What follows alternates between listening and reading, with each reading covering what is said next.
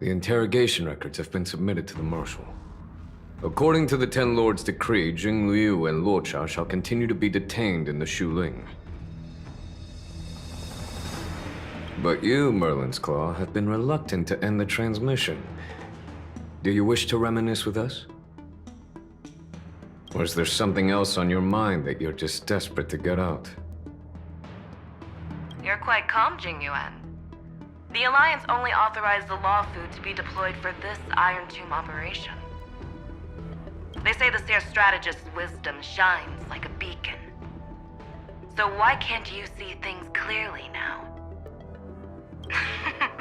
Look who's talking. I didn't vote against it, did I? But, with enemies all around us, even a child knows the Marshal needs to keep a few Xianzhou ships in reserve, just in case. Whoever volunteers first is the Marshal's pick. If you have to ask, I'd say this outcome plays right into Jing Yuan's hands. Like it or not, there's no way we're letting the Law Fu take the lead in this battle. Oh my, Merlin's Claw. Are you afraid the Law Fu might steal the Yao Qing's glory? This is no laughing matter. Between the Stellaron crisis and the War Dance ceremony, though the chaos has settled, rumors and speculation are only growing by the day. With Elder Huaiyan around, those with ulterior motives won't be able to stir up any trouble. But once the Law Fu gets their hands on the Golden Blood, it'll be a whole different story. With the kind of person Jing Liu is, and her connection to you, I don't need to spell it out.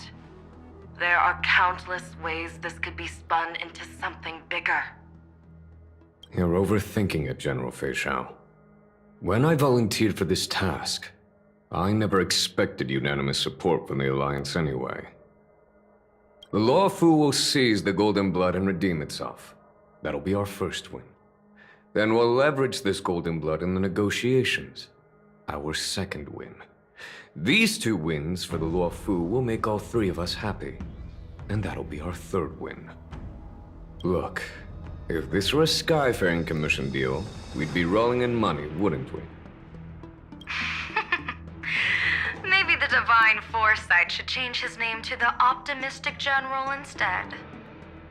With the Decalite Reflection Barrier, the Yuchue must understand even more than the Law Fu how significant this battle is. Amphoreus' karma has vanished from the matrix of prescience. What omen does General Yao Guang see in this anomaly?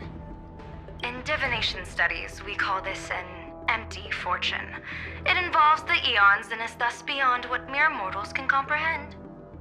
Your explanation isn't any clearer than Lady Fu's. Come on. How hard is it to understand the word uncertainty? For the Cobalt Head, the emergence of Iron Tomb is a calculated instant, but I don't believe they will just sit around waiting for death. And for the powers of the cosmos, this is their chance at survival, and the key to turning the tide of interstellar affairs. The Astral Express is leading the formation of an allied force, but I can see each faction has its own hidden agenda. There are even divisions within the Alliance, so it's not that hard to imagine how the other factions will react. Jing Yuan, I crossed paths with Selenova's Legion at the Battle of Sedunirama Star Cluster. Be extremely careful. The Ruined Legion's troops and weaponry are nothing to write home about. The IPC, even the denizens of Abundance, could take them on. However, while Void Rangers are just expendable pawns of the destruction, the real wild cards are... The Lord Ravagers. Indeed. Nanook's emanators are also their weapons to burn down the paths. I'm afraid conventional military tactics and strategies will be useless against them. My assessment is this. To completely take down a Ravager, we must disregard casualties and spare no cost. My only fear is one wrong move, and the Law Fu will fall into Fintilia's trap again, and inching ever closer to destruction. Doubt is exactly the demon she wants to plant in our hearts. Do you still remember the beginning of the Alliance Oath? To save future generations from war and bloody dispute. The Rainbow's arrows have always aimed at any force that threatens the cosmos. Now that the Trailblaze walks alongside us, the Cloud Knights shall keep their oath as they have from the beginning. I just hope those on the front line will remain safe.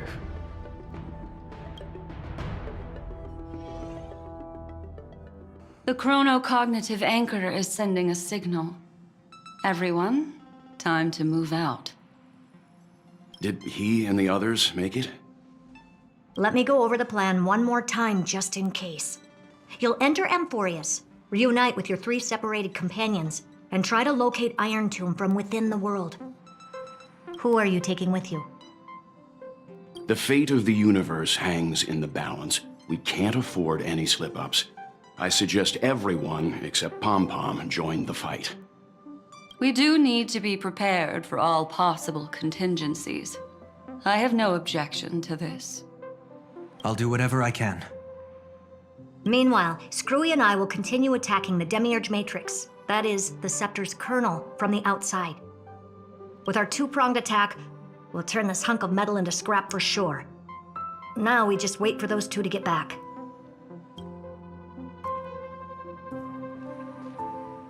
Oh, and just like that, they're here.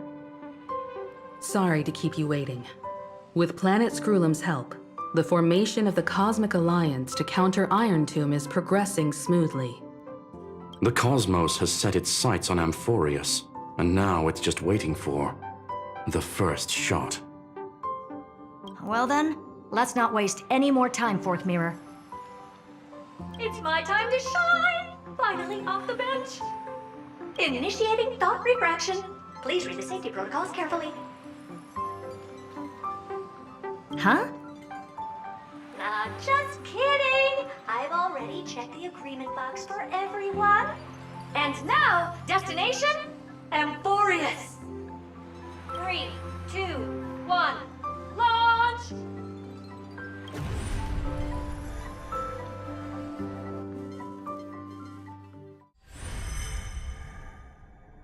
The flow of Memoria is so heavy here. Unlike Panagoni's dreamscape, this place has built up a true epic measured in millennia. The vortex of Genesis, where all myths begin and end. And in this new world created by the Nameless, the infinite cycles have been broken. Let's set up the Trailblaze beacon and establish contact with the outside world. I'll leave it to you then. It'd be better for me to not show myself in front of the Garden of Recollection. And, Mr. Sunday, you probably shouldn't show yourself either. Agreed. The Astral Express has landed. If you receive this message, please respond immediately. Over. This is the Cianjo Alliance. Communications normal. Interastral Peace Corporation. Communications normal. No response from the Galaxy Rangers. Not surprising. But I didn't expect the family to also stay silent at such a critical moment. That's a pretty blatant disregard from the family for Penacony's independent director, I'd say. Long time no see, Miss Himeko. It's been quite a while, Madam Jade. The significance of this battle rivals that of the campaign against Sulo. Only through victory can we disperse the shadow of Iron Tomb that looms over countless worlds. The 10 Stonehearts shall spare no effort for such a grand mission for the preservation. Madam Jade led the Intelligentsia Guild in conducting specialized research on Iron Tomb's past activities. The bad news is, the collapse of the Erudition won't just affect inorganic beings. You mean Iron Tomb can infect organic life, too? Well, the good news is, so far, it's its effects on organic life are under control. The infection progresses slowly, and the resulting neuropathy is non-fatal. In any case, the IPC can guarantee targeted vaccine coverage within 48 system hours in all star zones within the medical system. What about other star zones? At a time like this, are the followers of the Firmament Arbiter still trying to make a profit? I remember you, Master Diviner.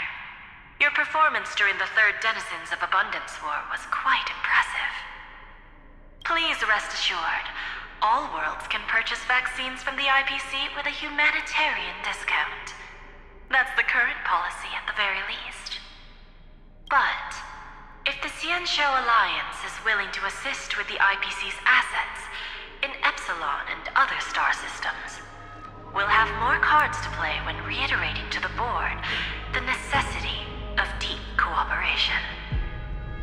It makes sense, since Interastral Peace Entertainment's headquarters is in Epsilon. But why are all the other worlds on the list? Places that the Elation has visited? Think of it as a long-term investment. Please understand that everyone at Pierpoint is swamped with Iron Tomb work, especially the Marketing Development Department. At this rate, even the 10 Stonehearts can only do so much. Having some assistance from the Alliance would surely benefit the entire cosmos. Wouldn't you agree? As an old Xianzhou saying goes, those who succeed should help all under heaven. Your proposal must be decided on by the 7 Arbiter Generals. I'm just here to relay the message. In times of crisis, the Luofu will not hesitate to help those in need. However, the prerequisite is that the IPC must unconditionally assist the Alliance with emergency rescue operations in the disaster area. Of course. In the name of preservation, all for the Amber Lord. Thank you all for your selfless dedication.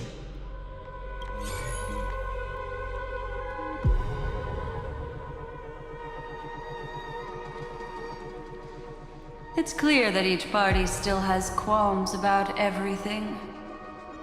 The clash between destruction and erudition isn't just about the fate of the cosmos. It's a moment for all factions to reshuffle their cards. You can never be too careful when battling a Lord Ravager. All are equal in matters of life and death. In any case, we can only hope for the best in all that's to come. It's about time we dive into the vortex and see what Amphoreus looks like on the inside. I wonder where he and the others are right now.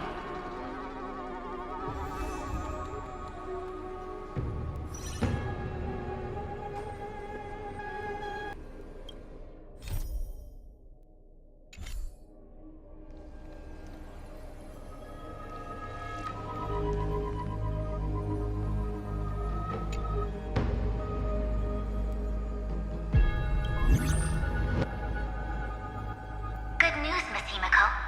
The 7 Arbiter Generals have reconsidered the current situation, and I'm here to relay their message.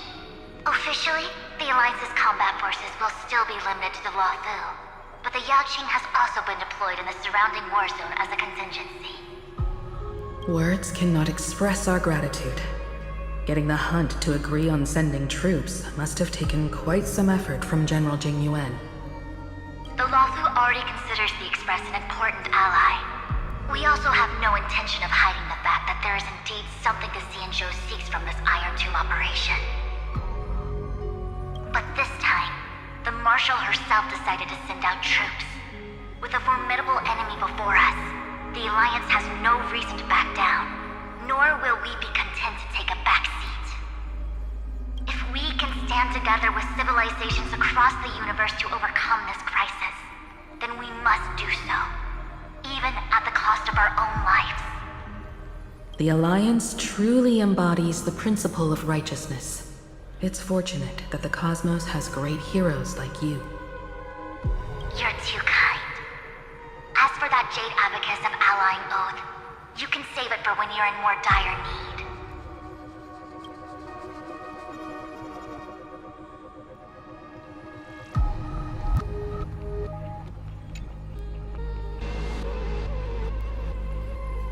Hello.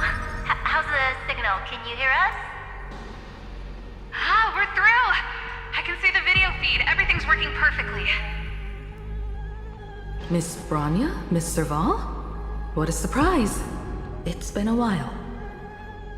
We've already heard from Miss Topaz about the Iron Tomb operation.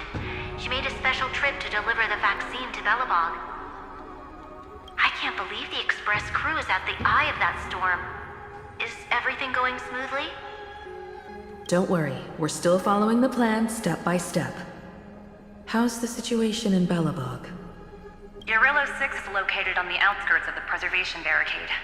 While it won't bear the brunt of the first wave, there's still a risk from the aftershocks.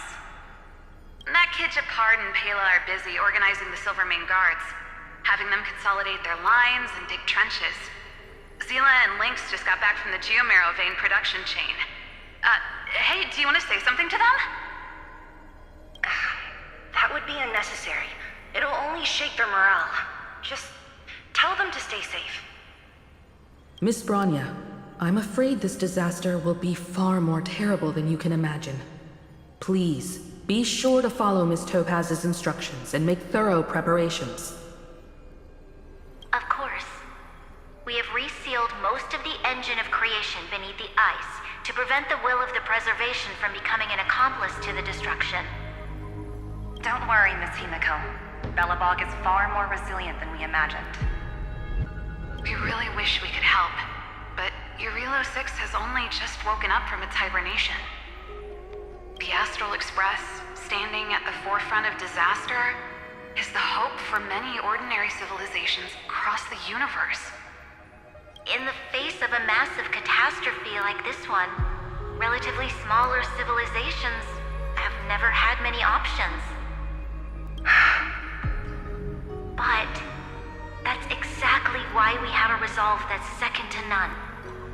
If anything goes wrong... Miss Topaz, I hope you can help out and rescue the affected citizens. No problem.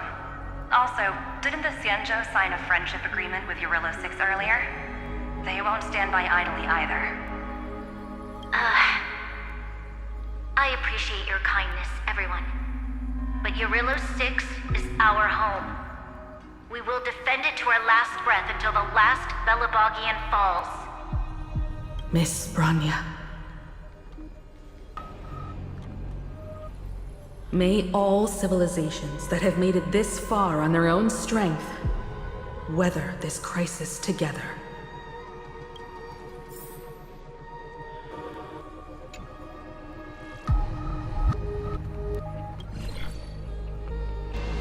I regret to inform you, Miss Himiko, that even the Strategic Investment Department is constrained when it comes to the Iron Tomb issue.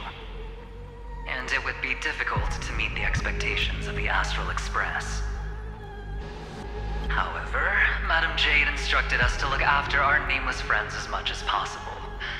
So let me offer you all a small suggestion, just from my personal perspective. Other departments at the IPC might also take this opportunity to extend an olive branch to you.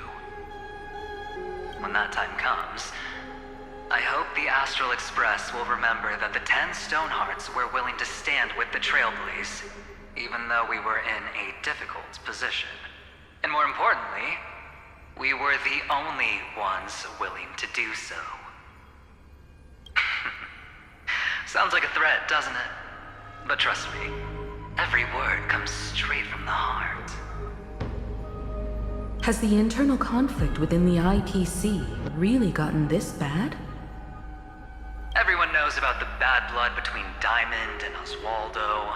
At least until now, they've had an uneasy truce. Until the Lord Ravager Archforger caught the board's attention. I'll leave it at that, as it's confidential information. Hope you can understand. I understand. Our immediate priority is to address the Iron Tomb crisis. Let's hope for success from the start. This might help ease everyone's pressing concerns.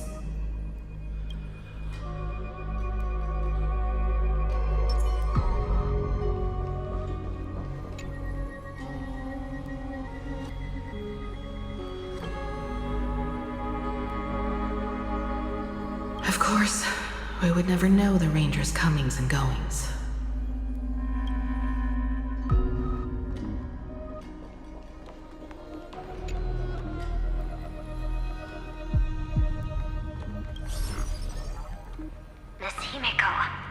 Is that you? Yes.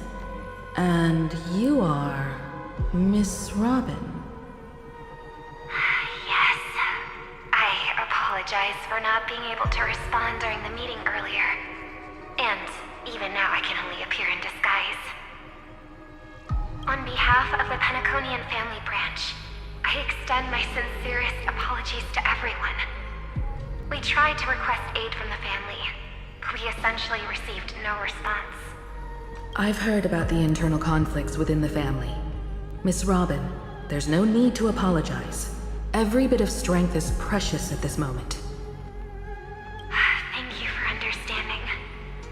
The good news is, since you're one of the shareholders of Penacony, the family heads have agreed to allow me to lead all Asdanian tuners to the front lines.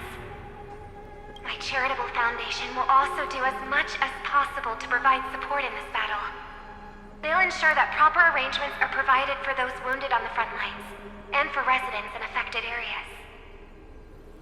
Miss Robin, I'm beyond moved by your spirit of self-sacrifice. The Astral Express would also like to make a promise that we won't leave any companion behind.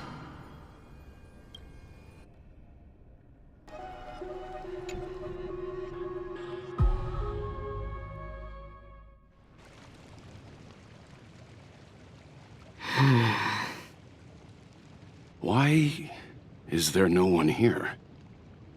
Everything in Akama seems normal. The New World was enjoying peaceful times not long ago. It seems it was even more recent than not long ago, Miss Himiko. The fruit on the table is freshly cut, and the bath temperature is just right. The remembrance tells me this place was bustling with people just moments ago. It's as if everyone vanished in an instant. Could this be Xandar's doing? Unlikely. He's still under the surveillance of those two geniuses. Could it be some kind of local custom? A custom that makes an entire city fall silent in an instant. Pardon my frankness, Mr. Yang, but this reminds me of some unsettling rumors about the Harmony. Complete silence. Is often the prelude to divine intervention. Everyone, be careful. Here they come! Here they come! The Nameless of the Astral Express! Evernight? How is this possible? She was already... We are the Chroniclers of Time, and we do not fade away. Finally, the last era Nova has been completed. What did you do to the residents of the Holy City and the three Nameless? I didn't need to do anything. The remembrance will ultimately become the substance of the new world. Now, they are no longer the trailblazers you once knew, but gods who permeate heaven and earth. The 12 Titans who guard Amphoreus.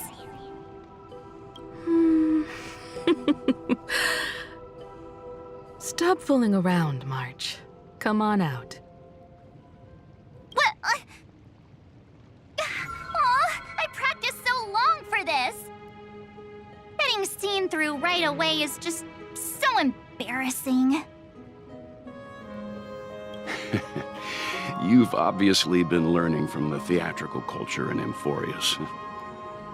But if possible, I'd prefer our reunion to be a bit more casual and laid back. As expected, I can't hide anything from Himeko and Mr. Yang. Well, long time no see. Guess I'm back? We should be the ones to say that. Sorry for keeping you waiting. So, these jellyfish are the Titan's power? They're just tiny manifestations of the Veil of Evernight, used for scouting and communication. If I went all out, I I could summon way more of them. Thanks to him, we all turned into titans in the new world. Sure, we can take on humanoid forms, but it feels off. How intriguing. So what does he look like now? It can't be a raccoon with a baseball bat, I suppose. Please don't add weird stuff to Amphoreus' lore. Just go see it with your own eyes. Follow the prophecy's guidance and come to Dawncloud. He looks way more majestic now than he used to.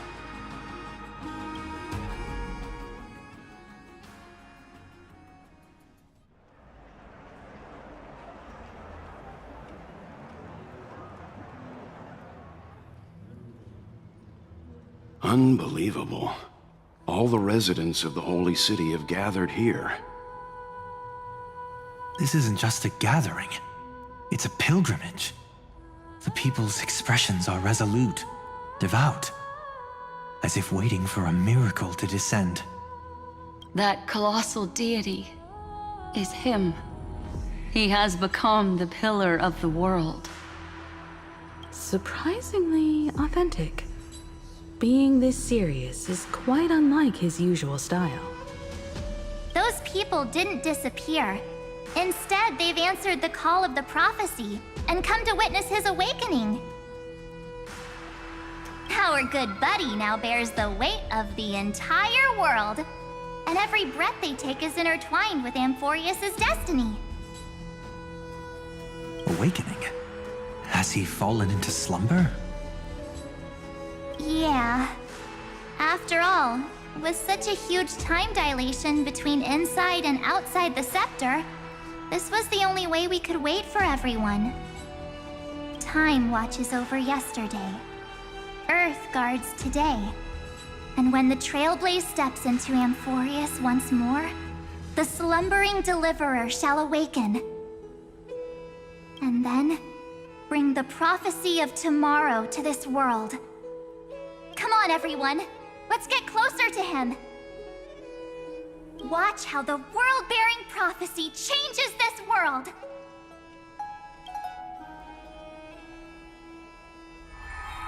Oh, it seems the kids are already miles ahead of us at this stop. All the more reason we can't afford to slow down our pace.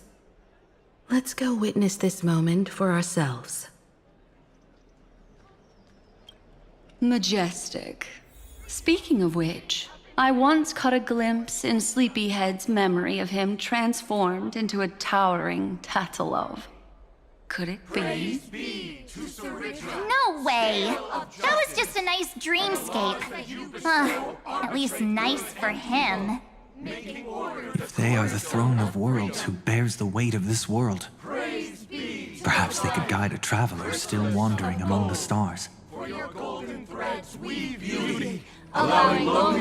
Hey, since when did you get all pious?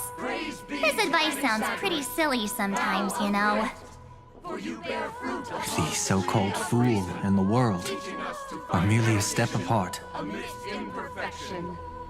Praise be to Electra, chalice of plenty, for you brew the ocean into sweet wine, dispelling every toast at the feast.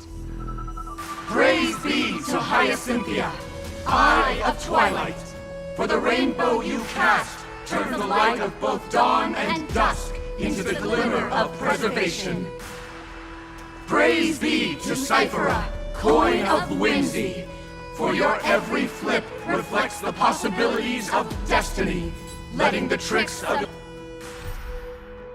dawn. Praise be to Mightylos, lance of fury, for you are the strife that pierces through hatred and cruelty, and the eternal glory of the hunt. Praise be to Castorus, hand of shadow, for you gently ferry the crossing of death, so that it is no longer an end in equilibrium, but a peaceful journey home.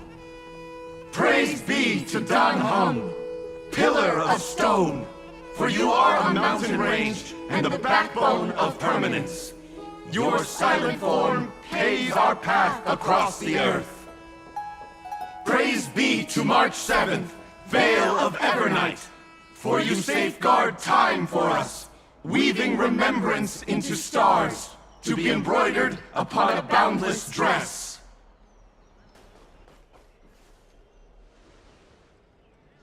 Citizens, behold! Our last Titan, the world-bearing deliverer, is about to awaken! O ancient god, your loyal subjects, bewildered followers, and fearless comrades in arms have all knelt before your throne. Awaken from your eternal slumber and bestow upon the world your divine prophecy! Please guide us!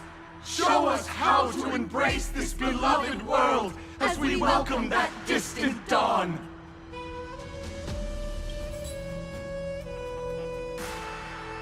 To walk the path of a mortal as a god, or to bear a divine burden as a mortal.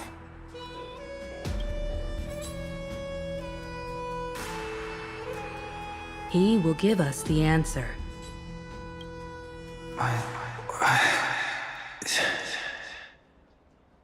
But I am not the deliverer. Rather, I am the Nameless, who dwells among mortals. That voice is definitely him.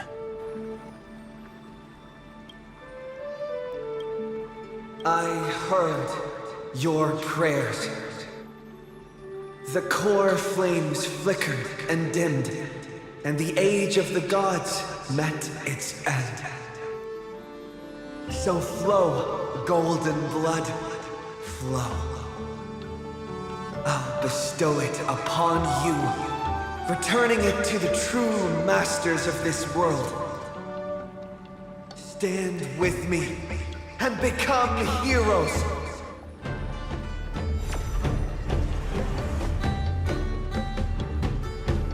Is this? Yes, it's the miracle he brought to Amphoreus. Of course, it would manifest in the form of the Trailblaze.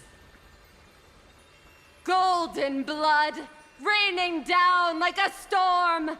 The prophecy has descended, and the Titan commands us not to be supplicants, but to become heroes of rebellion, to face that destined calamity, the destruction, head on. The prophecy of the Deliverer means nothing to me now. It belongs in the hands of someone far more fitting. Someone like all of you. In the name of Kazlana, let us depart and march towards the light. It's neither protection nor salvation. As always, there's no need for totems or myths. Humanity's most primal faith is that instinct named survival. Let's go, everyone. Someone has already sounded the horn of departure. Explore, understand, establish, and connect. Together, let us blaze a trail for the destiny of this world.